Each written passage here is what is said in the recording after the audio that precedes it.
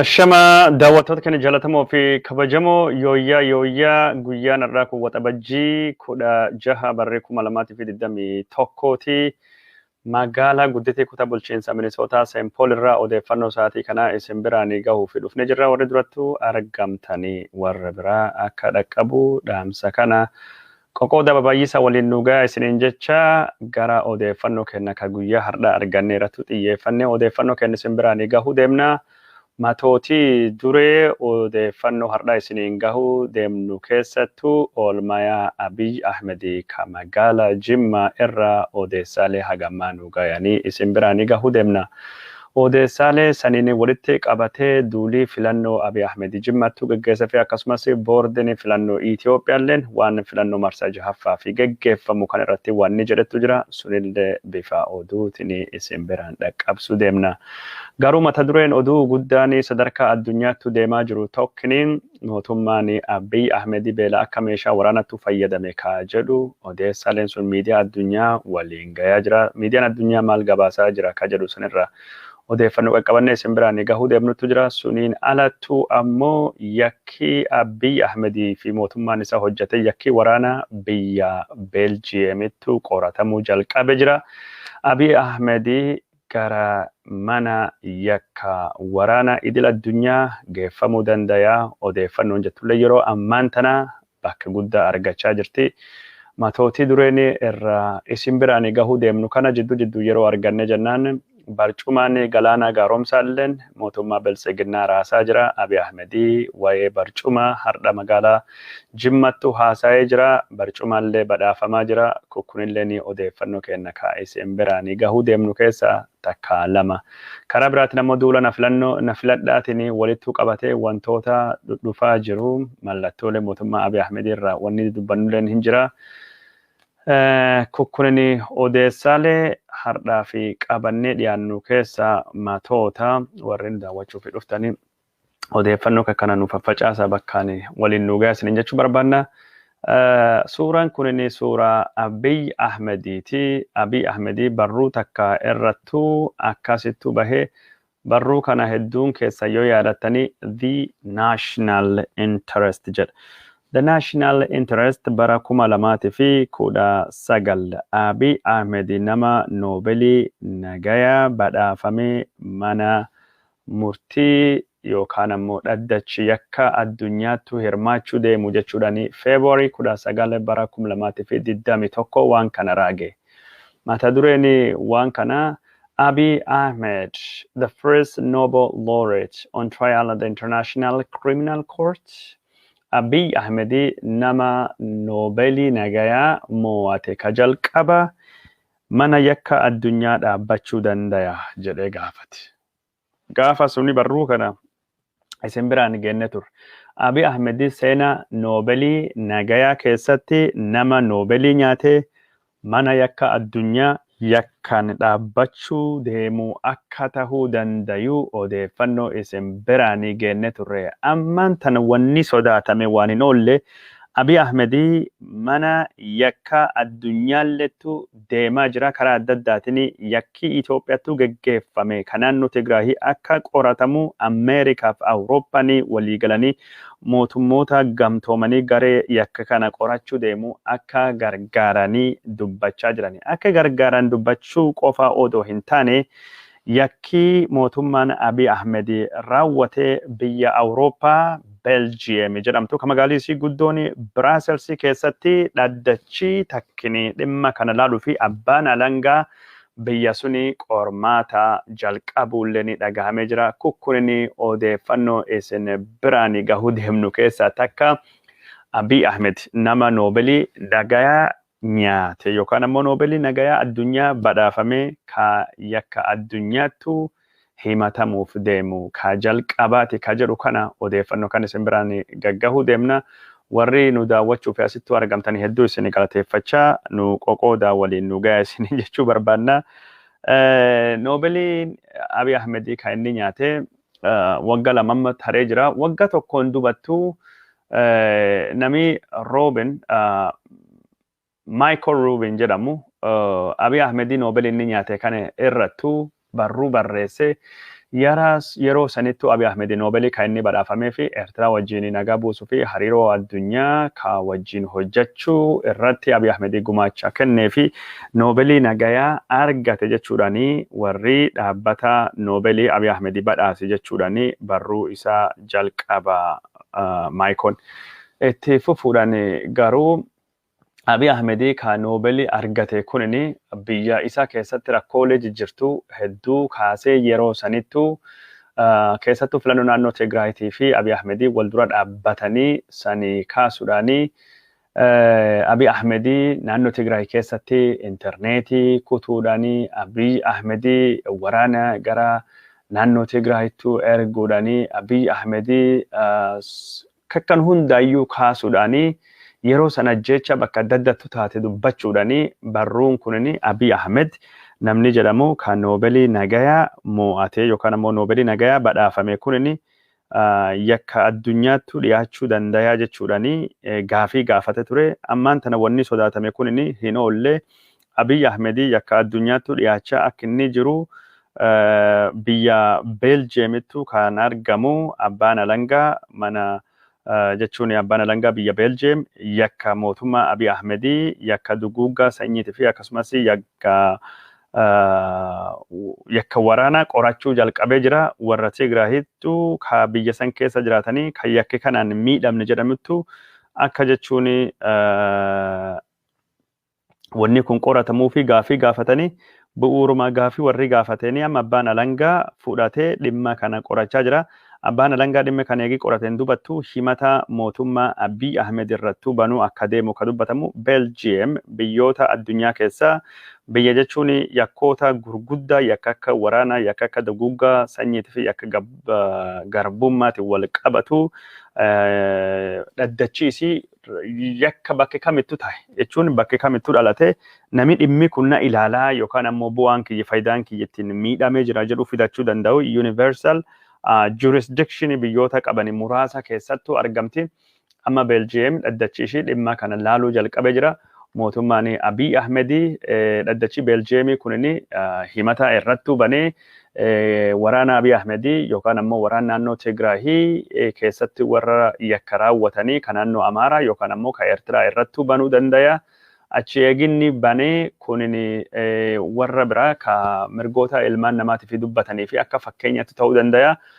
qormaatii biraa sadarkaa komishinii mirgoota ilmaan namaa ka mootummoota gamtoomanittu ka Awurooppaa fi Ameerikaan gargaartu deemaa jiranii Abiy Ahmed gara dhaddacha yakka addunyaattu deemuun isaa yookaan ammoo deeggartoonni isaa fi warri naannoo Tigraay keessatti yakka raawwate deemuu warra waan hin oolle fakkaata kunin odeeffannoo guddaa biyya Belgium Awurooppaa irra dhufaa jiru karaa biraatiin ammoo odeeffannoon kunin biyyoota hedduun akka deeggaramaa jiru biyyoota hedduu yeroo ammaan tana yakka mootummaan Abiy Ahmed dalage jedhama kana akka qoratamee warri yakka kan raawwate akka adabaman gaafatu biyyoonni hedduun akka jirani biyyoota sanillee odeeffannoo isin biraan gahuu deemna suniin duratti warra Minnesota jirtanii fi beeksisaa isinii qabna jimaata dhufuutti jiru kana jechuun borollee iftaan waldaa hawaasa Oromoo kan Minnesotatti argamutu tallaallee koronaa vaayirasiitu kennama tallaalliin kun kan kennamu Pfizer ka jedhamu marsa lamaan kennama lakkoofsi bilbila 6535767 bilbiluudhaan baallama qabadha yookaan ammoo 65334 duwwaa 699 lakkoofsa as gaditti mul'atu kana jalaan argitan kana odeeffannoo kana itti fayyadamuu dandeettanii bilbiltanii baallama qabachuu dandeettanii yookaan ammoo guyyaa sanittu dhuftanii tallaallee argachuu dandeettanii baallama yoo hin qabanne waldaan hawaasa Oromoo Maakubiinii fi Yuunivarsiitii irra jira yookaan ammoo Deelif Yuunivarsiitii bakka hiriir baatanii fisanii achitti dhuftanii tallaallee akka argachuu dandeettanii asumaan isinitti mu barbaanna tallaalliin kunini marsa lamaan kennama Pfizerii ka kennamu warri kanaan dura Moderna marsa jalqaba fudhatanillee marsa lammaffaa Moderna fudhachuu dandeettanii sa'aatii guyyaa 12 irraa kaasee haga sa'aatii 4 fi wadhakkaattu tallaalliin kunini kennama waldaa hawaasaa Oromoo waldaa ogeeyyii fayyaa Oromoo idil addunyaatti fi akkasumas Ramsey County fi masjida Tawhid ka Oromoo Sempolitti argamuttu waliin kenna tallaalliin kun nam hundaaf iyyuu bilisa ijoolleen umriin 12 irraa kaasee jiran 12 oli jirani cuftinu tallaallii kana bilisaadhanii akka argachuu danda'anii kanaafuu tallaallii kana koottaa fudhadha isiniin jenna tallaalin kun nama hundaafiyyuu bilisaan kennama jechuudha. Baasni hin jiru. Warri marsa tokkoffaa fi tallaalii fudhatanii marsa lammaffaa fudhachuu barbaadanii waraqa keessanii ka tallaalii ka kaardii kanaan dura turasanii barreessan sun kaardii suni qabadha koota maal jennaani lakkoofsa tallaalii keessanii ka marsa lammaffaallee irrattuu isinii barreessuu barbaadanii kanaafuu kaardii marsa jalqabaa ittiin fudhattan sun qabadha koota. Tallaaliin kun namni Minnesota jiraatu cufaafiyyuu banaa waan ta'eef namuu dhufee argachuu danda'a bilisaanii fudhachuu dandeettan jechuudha. Odeeffannoon karaa suniin jiru tallaalin waldaa hawaasa Oromoo kan Minnesotatti kennamu kun tallaalii maqaan kennamu Pfizer jedhama. Bilisaanii nama hundaafiyyuu kennamuu deema dhuftanii fudhachuu dandeettanii warri hagammaa tallaaliin argatin keessattuu yeroon kunini yeroo namni akka malee wal keessa socho'u jiruun bakka duriitti deebi'aa waan jirtu taatee fi tallaalii kayyoo fudhachuu barbaadanii waldaa hawaasa Oromootti waldaan hawaasa Oromoo Seempoolitti argamu jimaata kana koota fudhadhaa isiniin jechuu barbaanna. Odeeffannoon karaa tallaalii koronaa vaayirasii kan isin biraan geenye kana lakkoofsi bilbila kana bilbila baallama qabadhaa isiniin jechuu barbaanna. Kunin beeksisa waldaa hawaasa Oromoo fi akkasumas Raamzii kaawuntiin isin biraan gahuutu jiru ka tallaalii koronaa vaayirasii guyyaa iftaanii kennamu san jechuudha. Tallaalli sun akka deemtanii fudhattanii asumaan isinitti himuu barbaanna. Odeeffannoon durattuu isin biraan gayaa turre Abiy Ahmedii karaa yakka addunyaa deemuu danda'a ka jedhu dubbachaa turre. Ammaan tan ammoo Ameerikaa fi Awurooppaan akka yakki Itoophiyaa keessattuu godhamee qoratamu walii galanii jiranii dhaamsa mootummaa Abiy Ahmedii illee fi dabarsanii jiranii akka qormaata dhaabbanni jechuun dhaabbanni mootummoota gamtoomanii godhan deeggaran illee ibsanii jiranii. US and EU calls for perpetrators of human rights violation in Ethiopia's Tigray region to be brought to justice and for foreign forces to withdraw. Mootummoonni gamtoomanii ibsi kunini torbaanum kan keessa bahee hardha. Gamtaan Awurooppaatii fi mootummoonni Ameerikaa akka yakki naannoo Tigray keessatti gaggeeffamaa jiru qoratamuu fi akkasumas waraanii Eertiraatii fi milishoonni Amaaraa hatattamaan Itoophiyaa gadhiisanii bayanii gaafatanii jiranii. Mootummaan Ameerikaatii fi gamtaan Awurooppaa waan kana jechuun waliin dabarsan jechuun ibsa waliin baasan joint statement eessattuu baasanii walgahii gamtaa Awurooppaatii fi Ameerikaa ka magaalaa Belgium Brussels keessattuu gaggeeffame. Waan kanaa fi waan duraas walitti fida. Belgium qormaata jalqabuun Ameerikaan asiin mallattoo garsiiftu malee Ameerikaan karaa bantee fi jirti. Si duuba jirra Belgium qormaata yakka ka mootummaa Abiy Ahmed irrattu gaggeessitu jabeessi jettee asii jechuun Ameerikaan akka duuba jirtu ka mul'isu Belgium qormaata kana jechuun deeggarsa gamtaa Awurooppaatii fi Ameerikaatiin akka goote ka mul'isu jechuudha. Guyyaa kanattu ibsa warri waliin baasuun san qofa osoo hin taane mootummoonni gamtoomanii koomishinii isaa gara Itoophiyaatti erguutti deema. Suniin alattu mootummaan Ingilizalleen qormaata akka deeggaru ibsi baasee jira. Mootummaan Norway qormaata akka deeggaru ibsi baasee jira. Belgiumin alattu mootummaan Holland, mootummaan Sweden, mootummaan biyyoota nu maqaayyuu hin beekne Lithuania, Latvia fi biyyoonni xixiqqoon akka Hungary fi Poland hundinuu waan kana akka deeggaranii ibsa akka baasanii jiranii. Ibsa kana walittu qabatee yoo dubbisne maal jedha warri kunin qormaata deeggaruu qofa odoo hin taane waraanii Eertiraatii fi waraanii Somaaliyaa ka jechuun Tigraay keessa jiranii hatattamaan bahuu qaban jechuudhani waliin ibsa walii baasanii jiranii. Ibsa waliin baasan kanaani gargaarsi namoomalleen hatattamaan uummata gargaarsa barbaadu akka inni dhaqqabu dhaamsa isaanii dabarsanii jiranii. Mootummaan Abiy Ahmedii karaa dippiloomaasiitiin akkasi dhiibbaan gurguddaan irratti godhamaa akka jiru ka dubbatamaa jiru. Mee mootummoota hagammaan tana ibsa kana deeggaranii yaada isaanii kennatanii mootummoonni addunyaa maal jechaa jiranii ka jedhu keessa daddabarree waan hagammaa jijjira isin biraan hageennuti. Mootummoonni addunyaa maal jennaan waan Tigraay keessattuu deemaa jiru kana akka salphaattu laalaa hin jiranii. Waraanii Tigraay keessa jiru ka Somaaliitii fi naannoo Amaaraatii fi ka Eertiraa daddafanii akka bayanii gaafachaa jiranii. Kanaan wal qabatee mootummaan mootummootii Awurooppaatii fi mootummaan Ameerikaatii fi mootummootii gamtooman ibsa adda addaa baasaa jiranii. Warroota ibsa baasaa jiran keessaa akkuma duratti dubbadhee biyyooti gamtaa Awurooppaa hedduutu jira.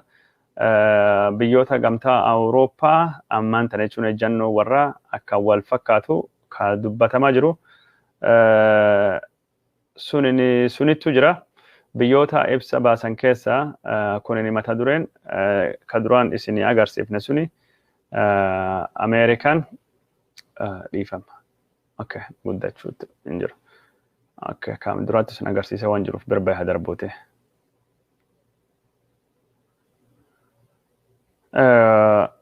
Amnesty International.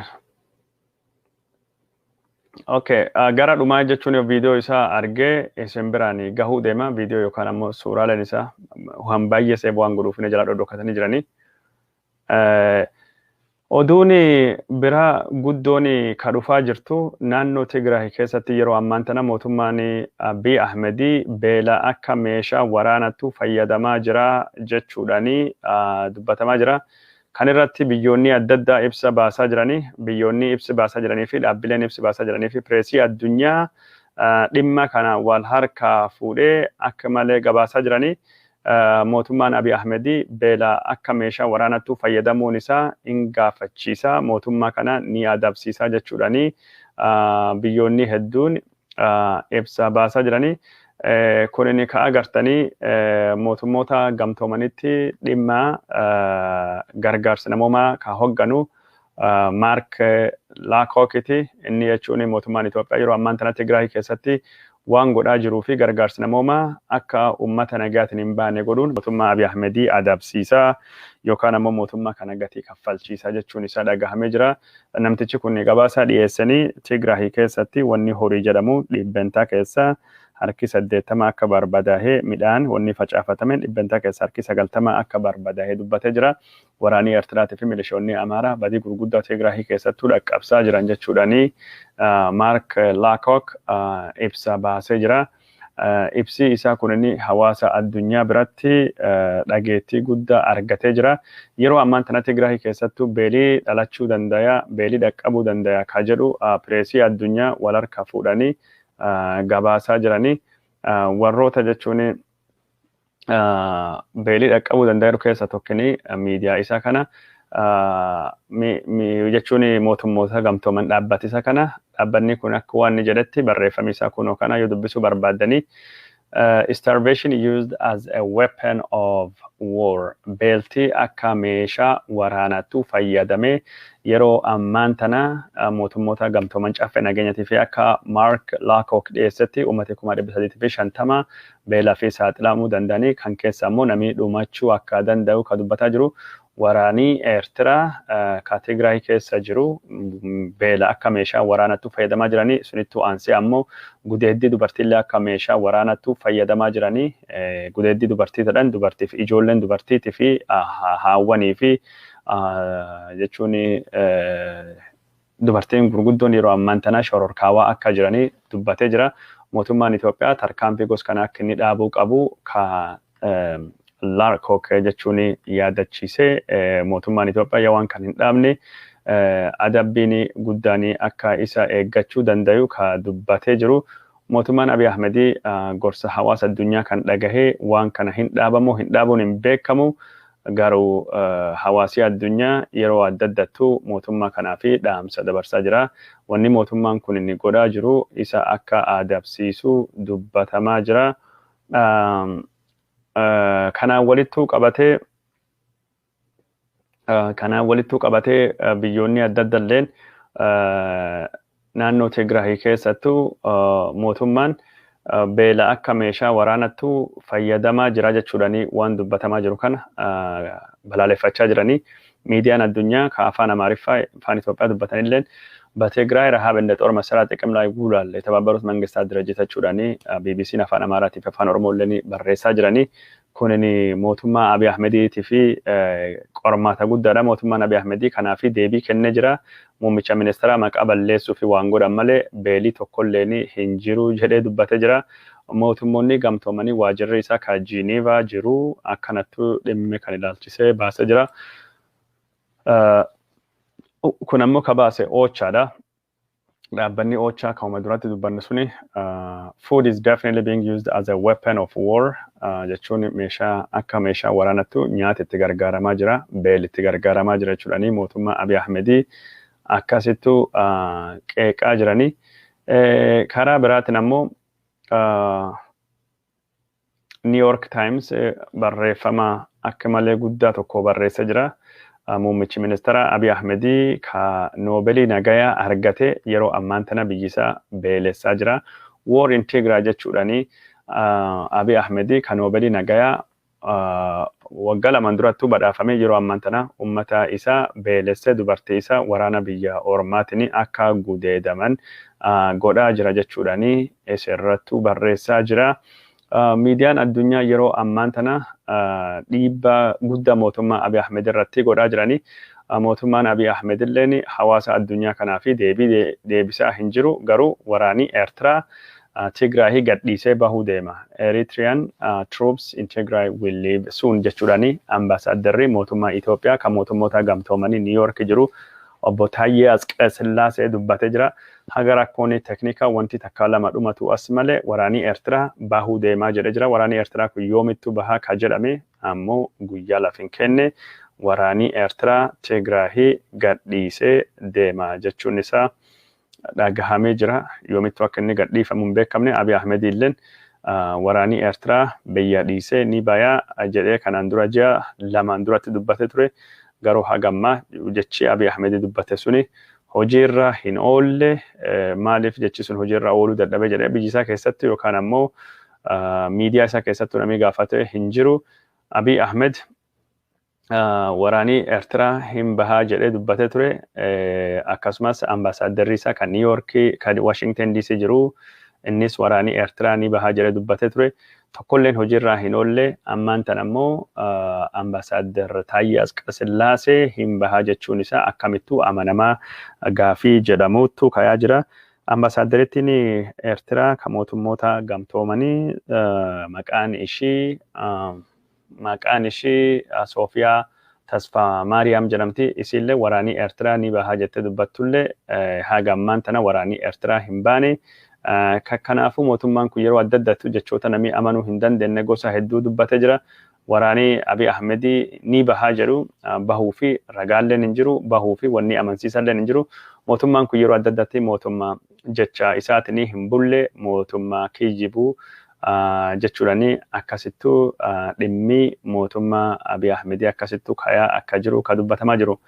Abiy Ahmedii karaa biraatiin ammoo mata dureen guddaan pireesii addunyaa hawwatee ammaan tan har'a barreeffamaa oole keessaa tokkini mata duree Reuters barreesse kana oolmayaa isaa ka magaalaa Jimmaati duula na filadhaa geggeessee jira. Abiy Ahmedii magaalaa Jimmaa keessattuu har'a filannoon marsaa jahaffaa fi Itoophiyaan torbaan dhufu geggeessuu deemtu kunin filannoo bilisaatii fi walaba filannoo dimokiraatawaa akka ta'u Abiy Ahmedii waadaa seenee jira. Filannoon kunin hokkaraa irraa bilisallee akka ta'u Abiy Ahmedii waadaa seenee jiru. Oolmayaa Abiy Ahmedii ka magaalaa Jimmaa maal akka fakkaatu odeeffannoo tokko lama kan miidiyaa Abiy Ahmed irraa argannee fi miidiyaalee hawaasaa irraa argannee isin biraan ni gahuu deemna. Kajalqaba Abiy Ahmedii wajjin warra achitti argame keessa faana broadcastii faadha. Suuraalee Abiy Ahmedii Jimmaa irraa kahee isin agarsiisuudhaani wantoota deemaa jiranii ka mootummaan Abiy Ahmedii Jimmaatti dubbate isin biraan ni gahuu deemna. Abiy Ahmedii har'a jechuun magaalaa Jimmaattu argamuudhaani duula na filadhaa geggeessee jira. Magaalaa Jimmaa isteediyeemii Jimmaattu namni hedduun bahee isa simatee jira. Duula na filadhaa ka geggeesse kan keessattuu Abiy Ahmedii badhaadhina ummata Jimmaatii fi ummata Itoophiyaatii fi finna jechuun isallee dhagahamee jira. Abiy Ahmedii badhaadhina finnaa qofa osoo hin taane Itoophiyaa badhaadhinni finni Itoophiyaa gaafa Afrikaatii fi utubaa taatu uumna jechuun isallee dhagahamee jira. Suuraan kunin ka Abiy Ahmedii har'a magaalaa Jimmaa keessatti mul'atame suuraa kakkanaa takkaa lama miidiyaa mootummaa Itoophiyaa irraa arganne laala. Suuraan kunin ka jechuun Abiy Ahmedii biqiltuu dhaabee suuraan kunin ka Abiy Ahmedii duula na filadhaa irrattuu hirmaate keessattuu jaartii isaati fi akkasumas pirezidaantii Oromiyaa wajjin argame itti aanaa muummicha ministeeraalleen isa waliin ture warri kun magaalaa Jimmaattu argamanii duula filadhaa kan gaggeessanii bakka sunittuu Abiy Ahmed wanti illee badhaafamee jira. Uummatii guddaan akka bahee ka dubbatamaa jiru isteediyeemiin sun guutuu jechuudha. Duula filadhaa kakkana isteediyeemii Jimmaa keessattuu isteediyeemiin kun ganama 15,000 akka inni qabatu ka dubbatamu uummatii ganama irra bahee duula filadhaa ka Abiy Ahmed kan irrattu argamanii achittuu Abiy Ahmed pirezidaantii naannoo Oromiyaa akkasumas obbo Dammaqaa Mokkonen itti aanaa muummicha ministeera Itoophiyaa haasawa akka godhanii ka dubbatamaa jiru. Haasawa Abiy Ahmed achittuu godheerra waan gaggarii tokko lama isin biraan hageennuti. Abiy Ahmed waan inni jedhe ka miidiyaan isaa gabaasee fi akkasumas waan miidiyaan isaati alallee warri miidiyaa biraa gabaasanii takka lama isin biraan gahuu deemna. Abiy Ahmed badhaadhinaa yoo filattanii badhaadhinni dhufuu deema. Badhaadhinni jechuun fedhii fi kadha biyyoota alaa irrattu hirrarrahu jedhee jira. Badhaadhinni Itoophiyaa fi gaafa Afrikaa madda badhaadhinaa goona jechuun isalleen dhagahamee jira. Abiy Ahmed filannoon ammaan tana gaggeeffamaa jiru kun filannoo dimokiraatawaatii fi walaba filannoo cimaa akka tahuu deemtullee dubbatee jira. Abiy Ahmed haasawaa isaa kan keessattuu Jimma Abbaa Jifaarii irra akka dhufellee dubbachuudhaani fakkeenyi inni hordofu fakkeenya warra Jimma mootii Jimma Abbaa Jifaar akka tahellee dubbatee jira. Abiy Ahmed fakkeenya Jimma Abbaa Jifaarii godhachuu isaa dubbachuudhaani Jimma Abbaa Jifaarii barcuma isaa aangoo mallattoon isaa barcuma akka taate dubbachuudhaani waan barcuma kadhiyoo kana mata duree sirbaa tahee jechuun ammoo mata eegii garaana gaaromsaa sirbaan baasan dubattu mata duree ta'isan Abiy Ahmed barcuma Jimma jedhee dubbatee jira. Sirbi galaana gaaromsaa keessattuu kilipii isaa keessatti barcumaan duwwaan kan mul'ate san Abiy Ahmed hagam tokko mata akka nyaatee kan mul'isu Abiy Ahmed sirba sun keessa waa'ee barcuma suni haasawuun isaa sirbi galaana gaaromsaa kunini Abiy Ahmed akka hirriba dhowwee ka dubbatame. Namoonni hedduun Abiy Ahmed agarsuundayyuu gabbu'ee waa'ee sirbaa keessatti waan mul'ate tokko mata duree godhee irra haasawuun isaa dhugumaanuu namichi kun akka malee yaadanii gadi bu'aadha. Waanuma aktivistoonni miidiyaa hawaasummaa gubbaatti jedhanii fi waanuma artistoonni jedhanii sanii fi deebii kennaa oola. Wanni xixiqqoon akka malee itti dhagahamtii jedhamee dubbatame jira. Abiy Ahmed suniin walittu qabatee wantoota inni dubbatettu jira. Jimmaan Abbaa Jifaar Abbaan Jifaar wahundaayyuu keessatti rabbii fi dursa kennaa wahunda keessatti rabbii abdataa rabbii akka fakkeenyatti fudhataa rabbii waan hin dandeenye rabbiitu dhiisa. Anilleen jechuun aangoo addunyaa waan xixiqqoo addunyaa kana osoo hin taane waan rabbiitu mootummaa rabbiitu caalaa waan jedhu yaada dhaamsa amantii kanaaf rabbii jabeessine kanaaf amantii jabeessina kunilleen jechuun Abbaa Jifaar irraa fudhatamee jedhee dubbatee jira. Haa ta'uutii malee Abiy Ahmed warri feesbuukii miidiyaa hawaasummaatiin miidiyaa Itoophiyaa gubbaatti hordofaa turan amantii Abbaan Jifaar dhaabbateef sanuu biraa hin jirtu. Amantii sanii dhiistee deemtee jirta. Amantii Abbaan Jifaarii wahunda caala jaalataa jettee dubbachaa jirtu. Majlisii akka wal hin geenne godhaa jirta. Amantii warra Abbaa Jifaarii cunqursaa jirta. Amantii sanii jechuun walqixxummaa amantiitiif dhaabattee hin jirtu. Nama akka Daani'eel Kibratifaa bobaattuu qabattee loogii godhaa jirta. Dargaggoota fi akkasumas warri Jimmaa fi dorgomuu fi yaadanii akka Ustaazii Ahmeddiin Jabalfaatii si wajjin deemuu dadhabanii filannoo keessa bayaa jiranii. Amantii akka meeshaa waraanatti fayyadamtaa malee jaalaltii amantii kaati qabdu hin jiru. Amantii siyaasaaf hin oolfatini wanni jedhamu dubbatamaa ture. Abiy Ahmed akka hundaafuu amantii falaasamni amantii kan inni amantii dursee jechuun Itoophiyaa amantii tokko ka Daani'eel Kibratii ka dhaabu kun inni Jimma Abbaa Jifaar irraa akka dhufee dubbachuun isaa nama hedduu birattu taajjabbii fi mamii gosa adda addaa uumee jira. Abiy Ahmed adoo sila amantii fi siyaasallee walittuu hin makne gaariidha warri jedhanii yaada kennatanillee hin jiranii. Oolmaan isaa ka Jimma karaa jechuun haasawaatiin suni fakkaachaa oolee haasawa inni Jimmaatti godhe kana namni harka dhawaa fi akka ture ka dubbatamaa jiru. Haasani Jimmaattu godhame kunini gara siyaasatiin haasawuma kanaan dura Abiy Ahmed godhuun baratame. Haasa jechuun qabiyyi haarawaa hin qabne badhaadhina finnaa Itoophiyaa Afrikaa keessa Itoophiyaa jechuun sadarkaa addunyaatti beekamtu badhaatu goonaa. Dhalooti kunin dhaloota birmadummaa isaa tuksisu miti. Itoophiyaa guddoo fi birmadummaan isii kabajamte uumna jechuudhani haasa waa'ee birmadummaa kanallee irra deebi'ee dubbatee jira. Waraanii Eertiraa yeroo Tigraahii weeraree jiru kanatti waraanii Soomaalii hundinuu dhimma Itoophiyaa keessa seenee wayita biyya Itoophiyaa birmadummaa sarbaa jiru kanattu Abiy Ahmed waa'ee dippiloomaasiitii fi akkasumas waa'ee birmadummaa haasawaa ture. Abiy Ahmed haasawa afaan Amaaraatii fi afaan Oromootiin wal makaa tureen akka dubbatetti ኢትዮጵያ አሁን የኢትዮጵያ አንድነትን አረጋግጠን ትኩረታችን የአፍሪካ ክንድ ማድረግ ነው ጀደበት ጅራ አማ ተኩማ ኢትዮጵያ መርከኔስነ ጥየፈና ከና ኢትዮጵያ ጀቹኒ ኡቱባ ጋፋ አፍሪካ ታቴ ኢትዮጵያ ጀብዱ ጋፋ አፍሪካ ትፊ ኢርኮ ታቴ ሁንዴሱዳ ካዮን ከና ጀደጅራ ኢትዮጵያ ዲጋሙ ኢራ ደንዳመኔ ኢትዮጵያ irko gafa Afrika goone jirra angoon kenin akka dabartu beekne angoon hin dabarre karabbi qofa tahuu beekne biyya kana amanamummaadhaan biyya kana miira jajjabeenatiin tajaajila jechuudhaan Abiy Ahmed dubbatee jira. Wiixata dhuftu kana filannoon nu goone filannoo seenaa qabeessa filannoo amanamaa goona filannoo kan qofa son ta'e faana kenna dhiisuu fi biqiltuullee dhaabnaa. Kanaan jechuun ummata hawaasa addunyaallee barnoota guddaa kenninaa fedhe Abiy Ahmed dubbatee jira.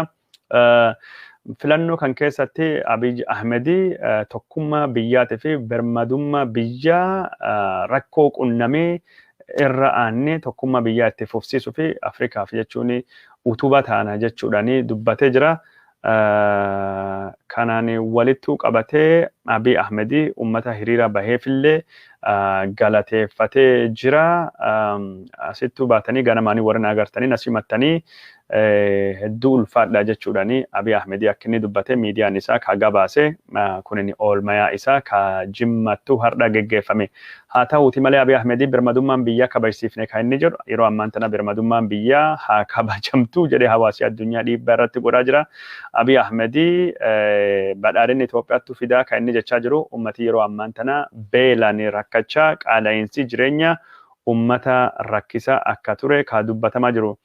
Riippoorteriin BBC ka magaalaa Jimmaattu argame haali Jimmaan keessa jirtu maali jedhamee gaafatame ture. Wayita magaalaa Jimmaattu argame magaalli Jimmaa yeroo kamiyyuu caalaa akka qabbanooftu turte ka dubbataa ture.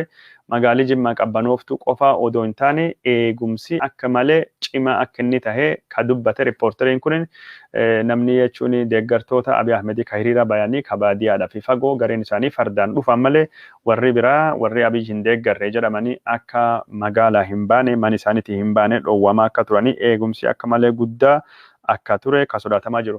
Eegumsi akka malee sodaatamaa waan tureefi sochiin namaa akka malee daangeffame magaalii ammoo akka malee qabbanooftu turte akka oolte ka dubbatamaa jiru.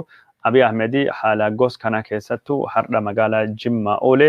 Abiy Ahmed sodaa inni sodaate kanaafi sababni maali ka jedhanii ijoolleen Jimmalleen warri Abiy deeggaruu fi Abiy balaaleffatulleen yaada isaanii kennaa turanii warri Abiy balaaleffatanii ka akka Abdoo Qaadii faatii jechuun innis ijoollee Jimmaati warra Jarman jiraatanii Abiy Ahmed sodaa wabootii fi jecha ummati Jimmaa akka inni karaatti hin baane godhe ummata Jimmaa in sodaata maddii aangoo isaa nafxanyaadha malee ummata Oromooti miti ka jedhu yaada gosuunii fakkaatu calaqqisiisanii jiranii. Kan hunda haga yoomi turtaa ummata kan kee sodaattee jechuudhaanii nami yaada kennachaa ture. Mee yaada Abdoo Qaadii dubbatee waa'ee Jimmaa kana kunoo kana amma argadhee jira isin agarsiisutti. Abdoo Qaadii akkas jechuudhaanii yaada isaa barreesse. Abdoo Qaadii Abiy Ahmed ummata qulqulluu rakkina ofii dhokfatee gara duwwaa harka rukutuuf argatee itti taphataara. Zinaabuun Jimmaatti waan tufoozoon isaa dhagahuu barbaadu hunda dubbateera. Tufoozoo bilchiginaa akka gaariitti mirqaanseera. Ammoo wal faarsuu fi of faarsuun kun qaala'insa jireenyaa fi rakkoowwan ummataatii fi furmaata fida laata jedhaati of gaafadha jechuudhani warra jechuun tufoozoo bilchiginaa ka'achi jirsunii fi Abdoo Qaadii dhaamsa dhaamee jira. Abdoo Qaadii kanaan itti fuudhaanii yaada kanallee barreessee jira. Mee yaadii lammaffaan Abdooni barreessee maal jedha asirratti waa dubbisnuti. Nuufi gala dhamaatiin keessan abjuu keessan keessatti waan tokkotti ifa mul'ata. Jimmaan Oromiyaa irraa addatti baasuun faallaa seenaa Oromoo dhaabuun hawwitanii. Jimmaan seenaa Oromiyaa faallomtee addatti milikoomtu qalbii keessan keessa malee lafarraa hin jirtu hin jiraattus jechuudhani Abdooni dhaamsa dabarsee jira. Abdooni sodaa Abiyyiin qabu ka Jimmaallee akka armaan gadii kanattu barreessee jira.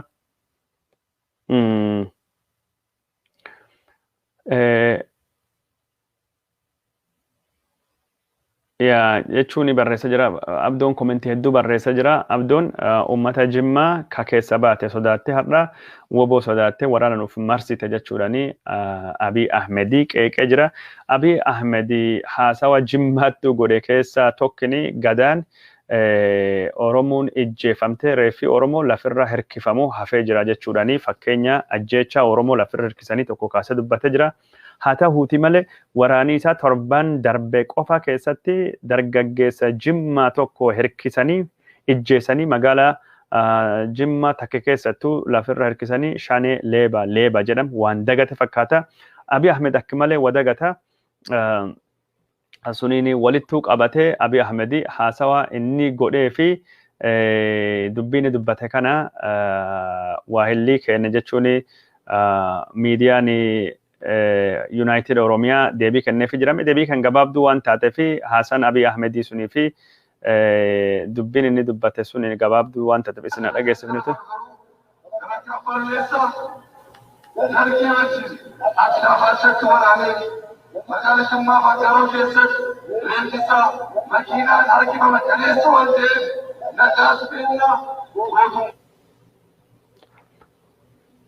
Haasawa Abiyyi godhe kana dhageennuti mee sagaleen isin dhagahan beeku.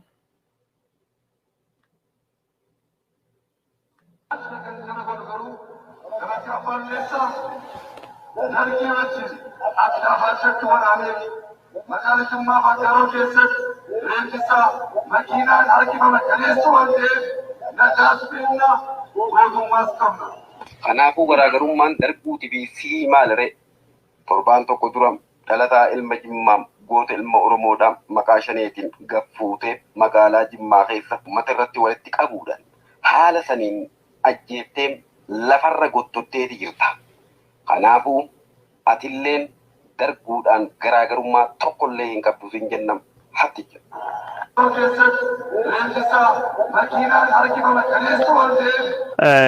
Abiy Ahmed seenaa tokko kaasee dubbate. Seenaa magaalaa Aggaaroo keessatti namni tokko ijjeefamee konkolaataan lafirra hirkifamee seenaa bulchuus qabna seenaa qabsoos qabna jedhee waan Jimmaan keessi baatee dabarte dubbatee jira. Dhugaa taateen kunini waanum tahee bara dargii jedhe garuu bara dargii miti bara ilmi abbaa Jifaar ilmi abbaa Gadaa ilmi Jimmaa Abiyyi biyya bulchutu ilmi Jimmaa lafirra hirkifamaa hin jiru reeffisa. Shanee leeba jedhame Jimmaa keessattu reeffi nama torbaan darbe hin hirkifamne. Abiy Ahmed kanallee dagatee jira. Kanallee akkasumatti dubbatee jira. Abiy Ahmed waa hedduu ka haasawa isaa kaardha Jimmaa kan keessa baasuu dandeenyu sodaa isaatii fi waan hedduu keessa baasnee dubbachuu dandeenya. Mee Abiy Ahmed jechuun haala Jimmaa keessattuu akka malee sodaatee waan turee fi makiina mootummoota gamtoomanii taarga mootummoota gamtoomanii qabuun magaalaa Jimmaa keessa deemaa ture. Kun jechuun makiinaan mootummoota gamtoomanii dhimma jechuun siyaasatii fi ooluu hin qabu. Makiinaan mootummoota gamtoomanii kan inni ooluu fi qabu gargaarsi namoomati mootummoonni gamtooman waan akkasii kan hin ayyamu Abiy Ahmed kanaan durallee waan adda addaa ka gosa kana ka seera gargaarsa namoomaa mootummoota gamtoomanii cabsuu godhee jira. Har'allee taanan waan seera gargaarsa namoomaa ka mootummoota gamtoomanii cabsanii godhee jira. Kunin makiinaan isin argitan kunin har'a magaalaa Jimmaa keessattuu yoo isin argitan taate mee koodiin kun isinii mul'ata. Magaalaa Jimmaa keessattuu waan tahe Abiy Ahmed waraan isaa makiina isaa waan sodaatu fi የተባበሩት መንግስታት ጀዳ 2487 UN ጀዳ yoo isin argitanii makiina targa mootummoota gamtoomanii qabu kanaan deemee jechuudha. Makiina isa hagas hunda sodaate makiina isa ka waraana makiina qawween hin seenne ka mootiin biyya Imaaraatiin akenne jedhe ittiin dhaja sodaate Abiy Ahmed har'a jechuun makiina jechuun mootummoota gamtoomaniitiin uf dhoksee deemee jira. Kun jechuun duula na filadhaatii fi waan adda addaatii fi mootummaan Abiy Ahmed waan kana godhuuni ka seera mootummoota gamtoomanii cabsu mootummoonni gamtoomanii waan kanaa fi hagamma ibsa hin baasne waa takka hin dubbanne garuu bifa kanaanii yaada isaa booji'aa akkasiinuu laf kaahee jira. Yaada isaa booji'aa kan inni barreesse kunoo kana yaada isaa akka inni jedhee barreessutti ummatii addunyaa qormaata bilisaatii fi walabaa ajjeechaa fi duguugga sanyii Tigraay keessatti ta'ee waraana Eertiraatiif waraana Itoophiyaatiin gaggeeffamu haa qoratamu wayita jedhutti muummichi ministeera Abiy Ahmed ka qoratamaa jiru duula na filadhaatii fi mootummoota gamtooman konkolaataa isaatiin Jimmaa keessatti godhate የተባበሩት መንግስታት UN argaa jirtanii Abiy Ahmed har'a jechuun Jimmaa keessatti makiina isaatiin deemuu sodaate makiina mootummoota gamtoomaniitiin olii gadi socho'aa ture olii gadi naannamaa ture. Kana hundayyuu Abiy Ahmed woboo sodaatee akkasittuu ummata isaa keessatti gabbahuu dide jechuudhani haasawa jechuun kanaan duratti barreeffama duratti Abdoo Qaadii aktivistiin biyya Jimmaa barreesse suniini wal fakkaata jechuudha. Biyya Jimmaa inni barreesse saniini wal fakkaata jechuudha. Suni wanni jiru daawwattoota keenya jaallatamoo fi kabajamoo waan Jimmaan wal qabateen dubattuu Abiy Ahmed aangoonii ummata Jimmaatii fi aangoo Abbaa Jifaar kan hordofnu mallattoon isaa barcumaallee jedhee jira. Barcumaan Abbaa Jifaar birattuu kabaja guddaa qabaa jedhee Abiy Ahmed waa'ee barcumaa haasa'ee jira. Kun ammoo iyyuu sirba galaana gaaromsaa keessatti waan barcumaa kadhiyoo kana haasawamaa ture suniin wal qabachuu akka hin oolle ka dubbatamaa jiru. Abiy Ahmed yeroo adda addattuu jechuun nam torbaan kana sodaanii guddaa waan seente fi sirbisu waan akka malee isaa tuqee fi namoonni hedduun waa'ee sirba sunii qoosaa godhanii mata duree godhanii haasawaa jiranii. Abiy Ahmed illeen sirba sun jechuun waa'ee barcumaa sunii barcumaa sun yoo sayyaadhattan isin garsiisa.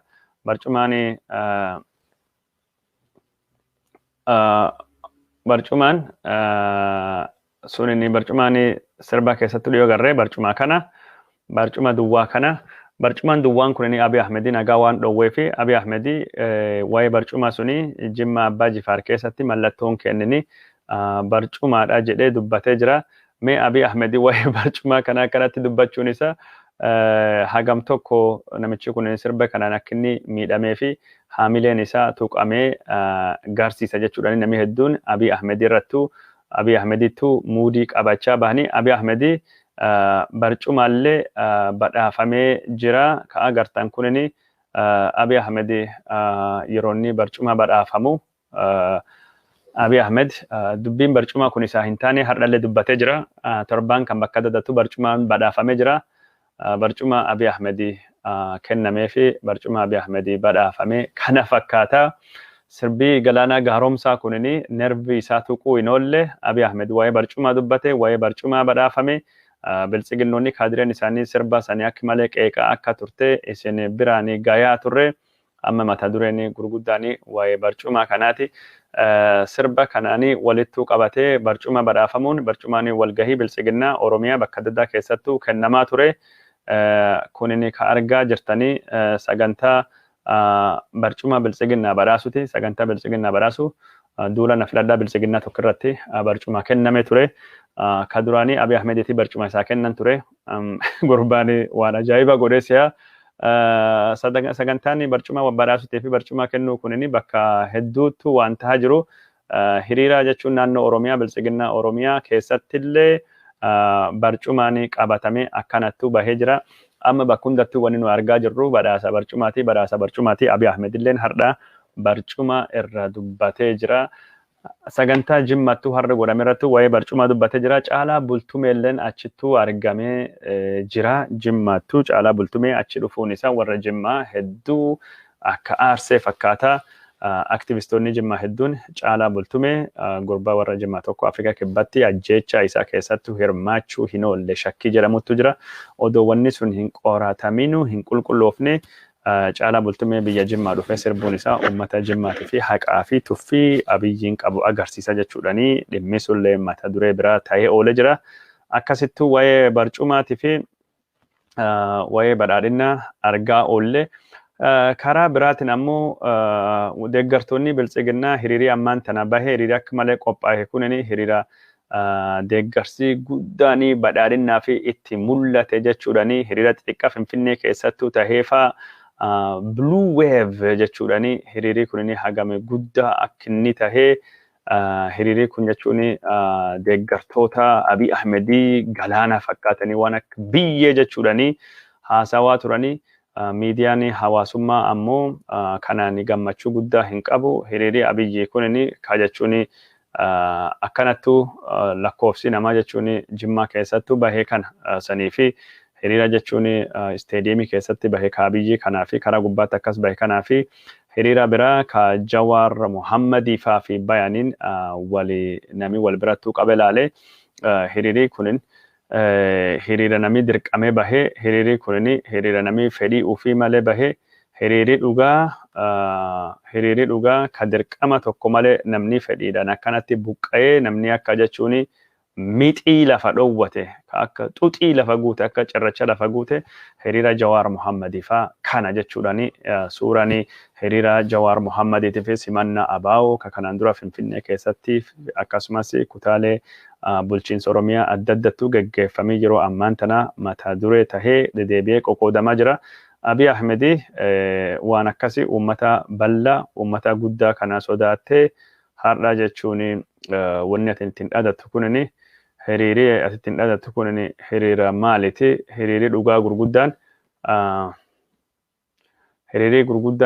hiriira jechuun Jawaar faatii qopheeffatan kan namni fedhii ofiitiin bahee hiriirii gurguddaan hiriira gossuniiti. Kan namni jechuun fedhii ofiitiin bahee kaaballiin hin kaffalamnee fi ka jechuun durgoon hin kaffalamnee fi ka doorsisii hin godhamne hiriira gossuniiti. Hiriirii dhugaa hiriira gosa Jawaar Muhammadii sunfaa hiriira akkasii malee kunin hiriira maaliiti? Ka isin nu dura qabaa deemtanii hiriira waan hin taane kan dhiisa. Hiriira dhugaa yoo barbaaddan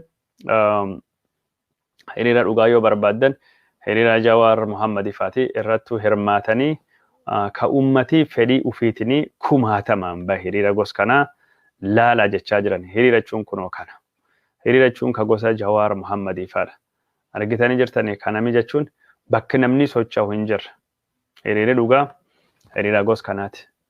Malee hiriira gosa mootummaan Abiy Ahmed godhu ka biltsiginnaa ka itti nama dirqisiisanii ka giddiidhaan nama baasanii hiriira gosunii miti jechaa oolanii hiriira jechuun ka kuno gos kanaafaa jechaa jiranii kun cuftunuu kan namni argaa jiru hiriira gaafa Jawaar Muhammadii faa godhame gaafa sun namni akkasittu bahee har'a jechuun hiriira Jawaar Muhammadii gaafa sun akkas ba'anii hiriira Abiy Ahmedii kan nama akkamiin baasan yoo hiriira hin baane sukkaari hin argattanii yoo hiriira hin baane zayitii hin argattanii yoo hiriira hin baane shaneedha biltsiginnaa hin deeggartanii iskuula gaarii hin deemtanii hojiin argattanii jechuudhaan akkasittu baasanii godina Harargee Bahaatii fi Harargee Lixaa odeeffannoon dhufte akka nutti himtutti telefoonaan fi akkasumas qaamamman irra deemanii hiriiriin baatammoo hin baatanii mallatteessanii mallatteessaa turan. Yoo hiriira hin baane kaayoo shanee qabdan, kaayoo badii qabdanii, kaayoo juntaa qabdan jedhanii baasan. Godina Booranallee akkasuma wanni kun gujiillee godina hunda bakki namni bahe dirqiidhaan humnaadhaan akkasittu hiriira nan baasan jechuudha. Humnaan dirqiin hiriira akkasittu nan baasanii garuu mootummaan Abiy Ahmedii kan hundaayyuu godhe akka namni fedhii isaatiin hiriira fisaa bahee blue wave jedhanii waan guddaan tokko akka tahee tokkotti hiriira dirqiin nama baasanii nama doorsisanii si hiinaa yookaan ati nabaa'oo yookaan ati hin baane shanee ati yoo hin baane humna badiitii jedhanii hiriira akkasittu nan baasanii akka uummati fedhii ufiitiin bahee tokko fakkeessaa oolanii hiriirri uummati fedhii ufiitiin bahee ka gaafa Jawaarii sunfaa amma namni hedduun sani deebisee barreessaa jira. Filannoon kunini Jawaar Muhammadiitii fi akkasumas Baqqalaa Garbaa faalleen keessa hin jiranii nafxanyoonni filannoo qopheeffachaa jirti. Gaafa tokko bahuuni keessanii hin ooltu jechuudhani namoonni adda adda jechuun suuraa Jawaar Muhammadii faa haasawa isaa ka durii faa irra deebisanii barreessaa jiranii. Sunittu jira. Abiy Ahmed yeroo ammaan tana Jawaar faa hidhee nafxanyoota wajjin lafaa dhiichisaa filannoo gaggeessaa jira. Oromoon ammoo Jawaar Muhammadii si hin dagannu jechuudhani suuraalee adda addaa ka Jawaar Muhammadii faa ka harkaan kaafamame Facebook fi miidiyaa hawaasummaa irrattu maxxanfamee akka jiru ka dubbatamaa jiru. Daawwattoota keenya jaallatamoo fi kabajamoo odeeffannoon kennu ka isin biraan gayaa jiru akkuma itti fufettu jira. Boroollee iftaanii waldaa hawaasa Oromootti tallaaliitu kennamaa jira. Tallaalliin kun Pfizer jedhama. Bilisaan kennama. Namni umrii 12 olii jirtanii cuftinu dhuftanii tallaallii Pfizerii ka waldaa hawaasa Oromoo Minisootattu gaggeeffamu kana fudhachuu akka dandeettanii asumaan isinitti barbaanna. Tallaalliin kunini nama umrii 12 olii hundaafiyyuu waxabajjii yookaan ammoo Juunii 18 2024 waldaa hawaasa Oromoo Kamaakbuunii fi Yuunivarsiitiitti argamutti bilisaanii kennama. Namni dhuftanii fudhachuu dandeettanii. Warri kanaan durattuu Pfizerii tallaallii fudhatanii marsaa lammaffaa Pfizerii argachuu dhiifama marsaa lammaffaa Moderna fudhatanii warri Moderna duraan fudhatan Moderna fudhatanii warri ammoo borii dhuftanii Pfizerii ka isinii fudhachuu deemtanii marsaa lammaffaan kennama. Marsaa tokkoffaa kenname marsaa lammaffaallee achumattu guyyaa 28 dubattu dhuftanii fudhachuu akka deemtanii ka asumaan isinitti himnu odeeffannoo kan facaasa iftaan yookaan ammoo jimaata sa'aatii 12 dubattu waldaa hawaasa Oromootti koota tallaallii fudhata. Tallaalliin kun bilisaanii kennama. Tallaalii kana ka kennu deemu kaawuntii Raamzii waldaa hawaasa Oromootii fi masjida Toohidii fi akkasumas waldaa ogeeyyota fayyaa Oromoo ka idil addunyaattu waliin ta'e isinii kenna. Tallaalii kana irratti koottaa fudhadhaa isinii jenna. Bilbila yoo baallama qabachuu barbaadanii lakkoofsi bilbila ka ittiin bilbiltanii miil jal deemutu jira. Lakkoofsi bilbila ka lammaffaa kunoo kana baallama qabadhaa isiniin jenna. Waldaa hawaasa Oromoo koota tallaallii fudhadha tallaallii argadha isiniin jedha. Odeeffannoon kenna ka isin biraan gayaa jirru akkuma itti fufettu jira. Waraanii Eertiraa Itoophiyaa keessa dhiyoo kanatti bahuu deemaa jechuudhani mootummoota gamtoomanittu ergamaan mootummaa Itoophiyaa Ambaasaadar Tsaayee Asqasillaasee dubbachuun isaa dhagahamee jira.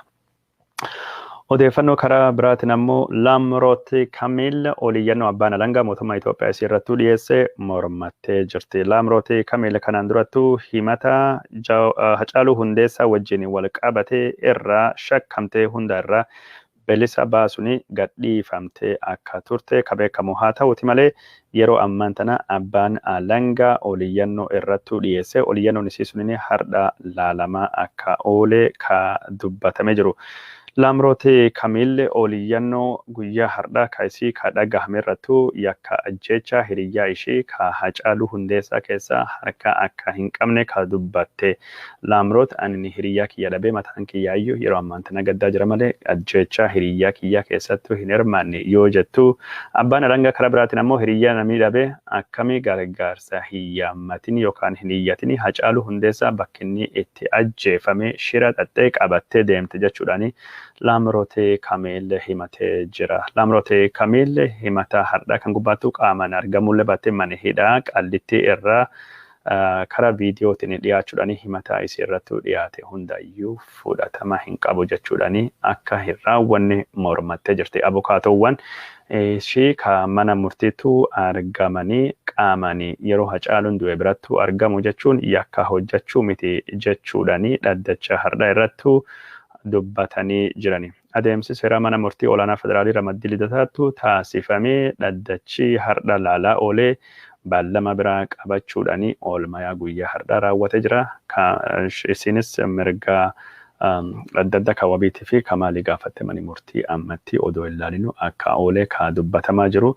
Lamroot Kamiil yeroo Hacaaluu Hundeessaa ajjeefame warra bira turtu gadhiifamuun ishii nama Oromoo hedduu biratti qurramaa fi quuqaa akka uume ka dubbatamu.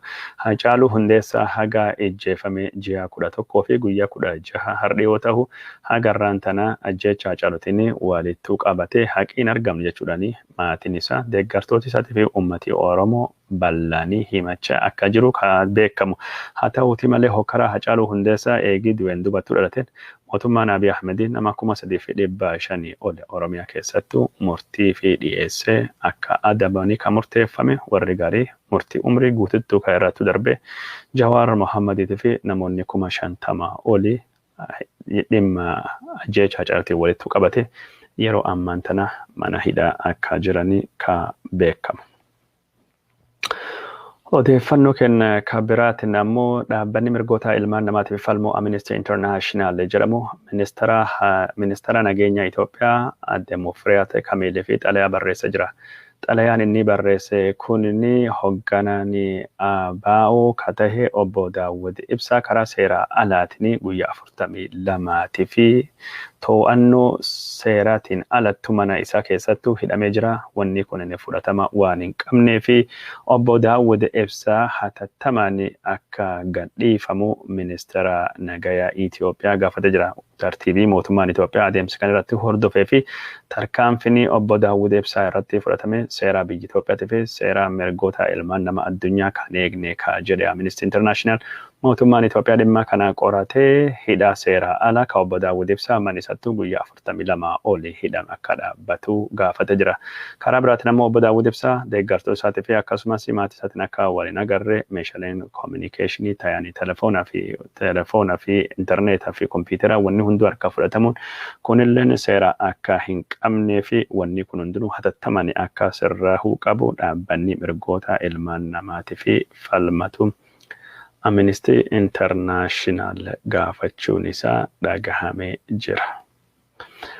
Daawwattoota keenya jaallatamoo fi kabajamoo odeeffannoon keenya kaayiseen biraan gahaa jirru akkuma itti fudhatu jira biyyoonni Arabaa ka magaalaa Qatar gudditti Dohaatti wal arganii dhimma hidha guddicha laga Abbayyaa irratti Suudanii fi Misrii deeggaruudhaan murtoo dabarsanii jiranii.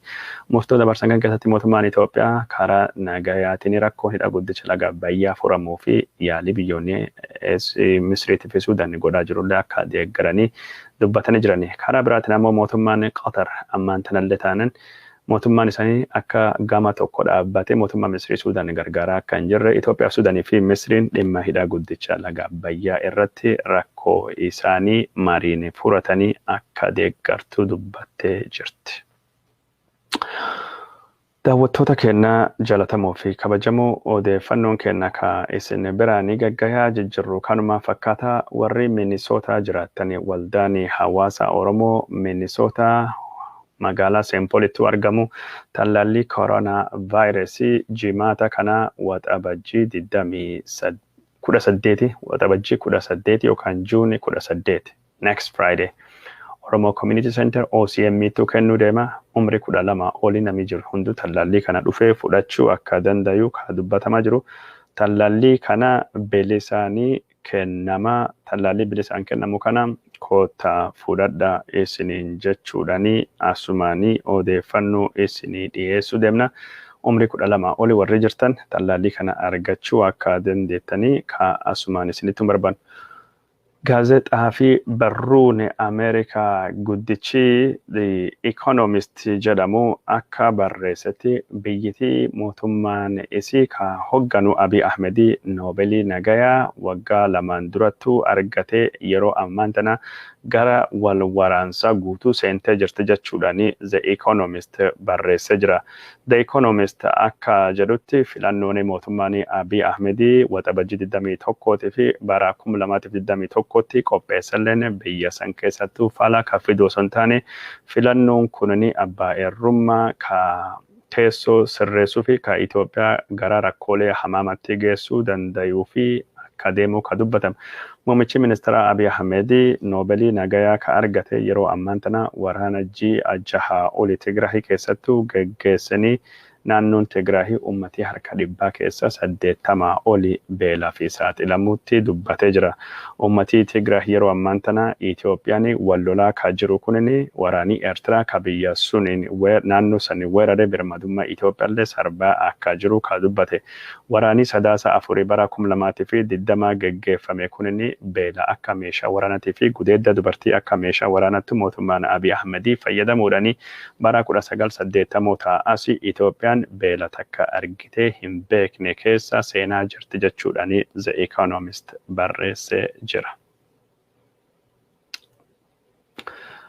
Oromiyaa kibbatti wobooni godina kibbaa keessa socho'uu waraana leenjisaa ture eebbisiisuu isaa OMN gabaasee jira. OMN akka gabaasetti woboon baatiiwwan hedduu fi leenjii waraanaa ka geggeessaa ture kana eebbisiisuudhaan lola bilisummaa fi akkasumas mirga Oromiyaa ittisuu fi Oromiyaa kibbaa godinaalee Gujiitii fi Booranaa keessattuu geggeeffamu tumsuu fi akka ta'e ka dubbachaa jiru.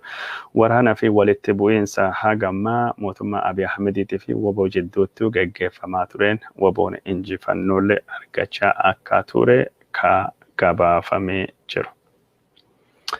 Daawwattoota keenya jaalatamoo fi kabajamoo dinagdeen Itoophiyaa kan mootummaan Abiy Ahmed badhaadhina fidaa jedhee yaadu bara kana kontorfachuu isaa isin biraan geenne turre.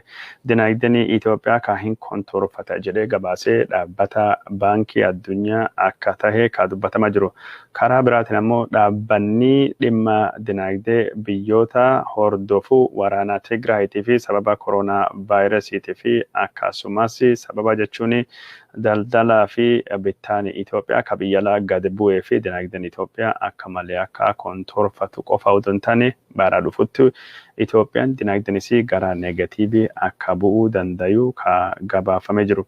Itoophiyaan yeroo ammaan tana rakkoo dinagdee guddaa keessa seentullee mootummaan Abiy Ahmed ammoo mata dureen inni filannoo kana uummata isaa ittiin qalbii hawwatu badhaadhina isiniif finna jirra. Badhaadhina fidaa jiru kana hawaasi addunyaa nuttu hinaafaa jira jechuudhaan akka hojjechaa jiru maddii oduu kunini ka gabaase.